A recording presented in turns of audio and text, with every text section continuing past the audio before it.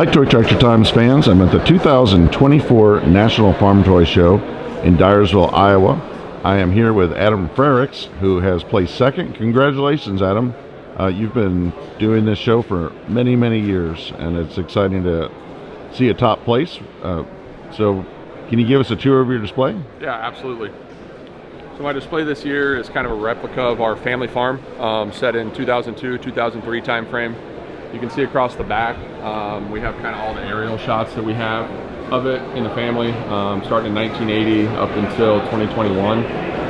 Been a goal of mine for a long time. Like Jason said, this is my 8th display at the National Farm Toy Show, and this has always kind of been the end goal, if you will, to bring a replica like this that is the real farm, not just something that you kind of make up, lay some buildings out, and put the pieces on the pad.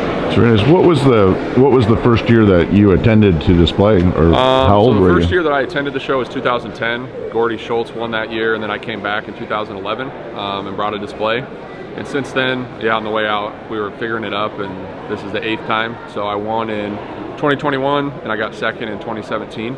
So before that, just placing, taking part, learning things along the way, and it's been a good, fun journey, if you will, on that front. Excellent. Well, let's take a look. We'll start here. I really like this. Is a white 2110 coming down the road? Yeah, white 2110 built by Tim Matson, pulling a planter built by Cordero Ham.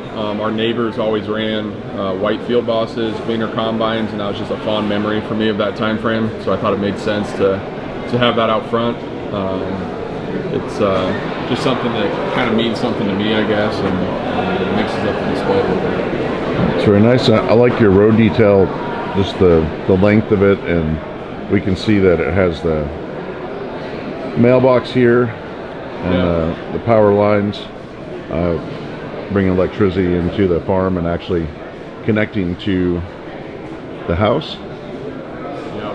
And then I like it. You have the windbreak with the pine trees surrounding the farm. This display was the windbreak. A lot of trees, many of them aren't there today anymore, have died, or kind of the beetle came in and took care of them. But the trees, and then the replica of the actual rolling terrain, the different heights of the buildings, how much drop we have from one end to the other, were big things that I wanted to capture on the display. And just looking at that terrain, we can drop down here and kind of see how it has the ditch and it curves up a little bit that way. And you have, again, the barrier with the trees. This is longer, grassy, probably more of the bush hog versus the finished manicured lawn on the other side of the trees. Correct. I guess we'll take a look at the farmhouse here. Yeah, so the farmhouse, garage, and barns were all built by Doug Krieg, a good friend of mine. The house has been added on to a few times over the years, so pretty intricate build. Just really happy to have that replicated, because I think we tore that down in 2016, 2017 time frame. So that's no longer actually on the farm. My dad grew up in that house his whole life. I lived there the first 5 years of my life, and a lot of good memories there. It's a great way to capture those memories. And so we can see it has a garage, and take a look at the shingled roof on these with the added realism. Picnic table out back, and some older grain bins, and it looks like even a burn barrel here. Yep. So tell me about, you got the windmill, and tell me about this this barn. Yeah, so this barn is built by Doug as well. Like I said, kind of a unique barn, I think, with the cinder block walls on the bottom, and then just the wood structure built on top.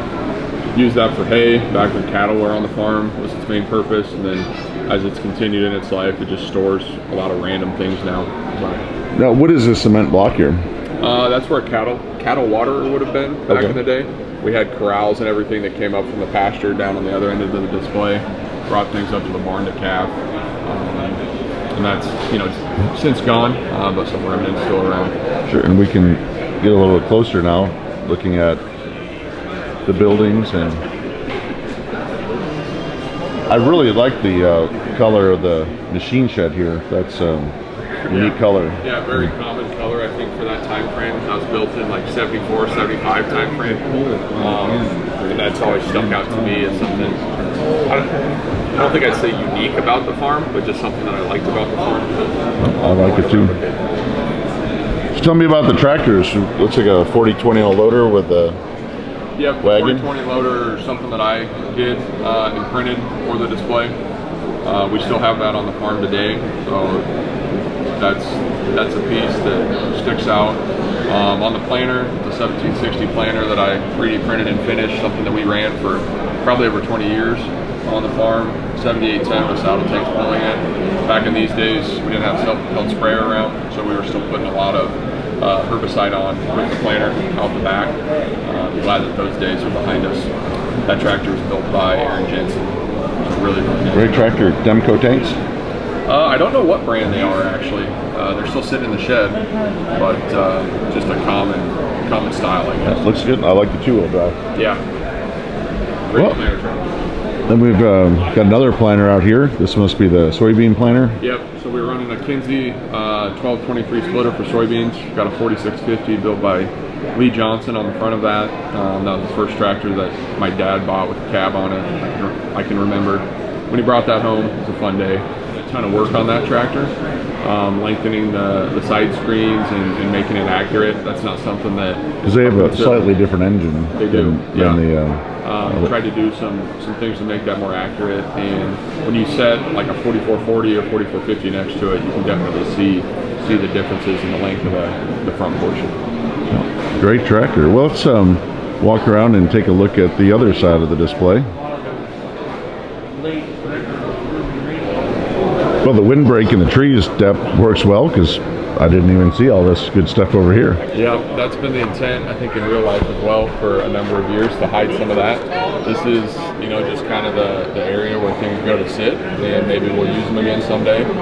Wanted to showcase that detail on the display, the scrap area, different items that we had, hay elevator, the lowboy wagons, the hay racks, the old pickup bed trailers that people make. Those are all accurate to what we had on the farm at one point or used. That's an impressive elevator.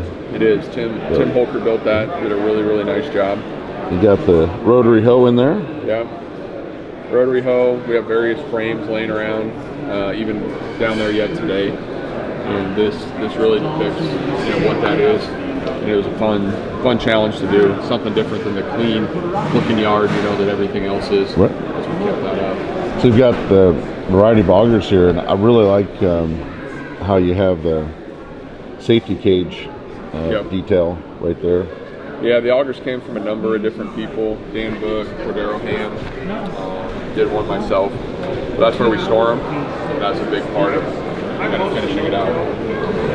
So over here we have some of the bins. You got a batch dryer, and again, a lot of detail. Yeah, these are and just the tools and things are barrels around them. Yeah, these are Walther's bin kits.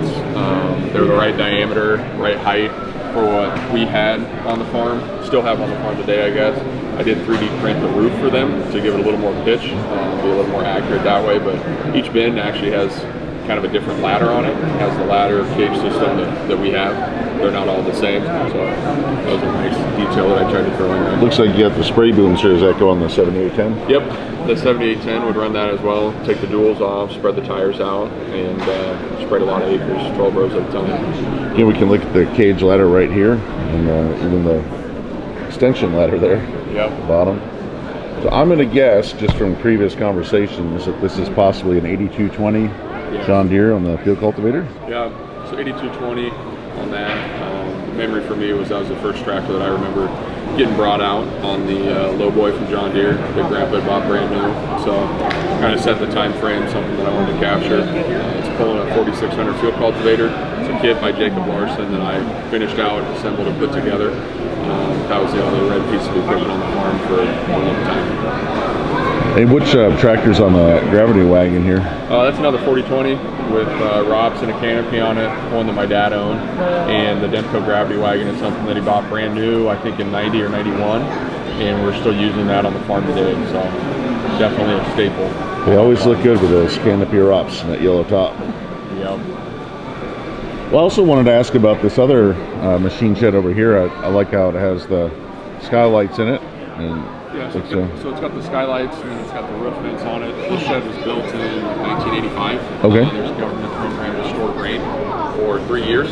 So the first 3 years of its life, got Milo in it, and then after that you have the machine shed to get through the tough times. So just another replica build, trying to make sure it fit the bill for the farm.